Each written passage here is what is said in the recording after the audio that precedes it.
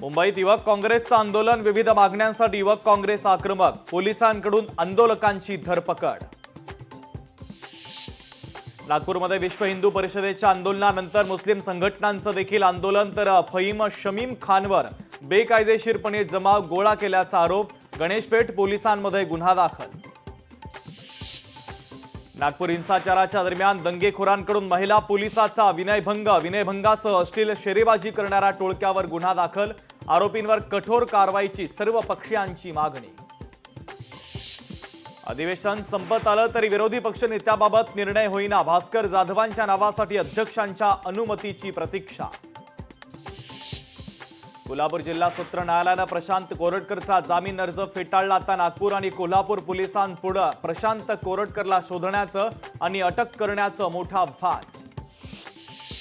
सातारा जिल्ह्यातील बावधनमध्ये बगाडचा उत्साह, गुलाबी रंगात संपूर्ण बावधन गाव रंगलं, तर सोबतच संपूर्ण ग्रामीण भागात रंगपंचमीचा आनंदोत्सव। राज्यात पुढील 2 ते 3 दिवस वादळी वाऱ्यासह अवकाळी पावसाची शक्यता, वाढत्या तापमानामुळे झालेल्या बाष्पीभवनाचा परिणाम। महाराष्ट्रासह विदर्भ, मराठवाडा, कोकण आणि गोव्यात मेघगर्जनेसह पावसाचा अंदाज। अखेर 9 महिन्यानंतर सुनीता विल्यम्स पृथ्वीवरती परतल्या। फ्लोरिडाच्या समुद्र किनाऱ्यावर ड्रॅगन कॅप्सूल यशस्वी लँडिंग, नासानं मानले स्पेस एक्सचे आभार।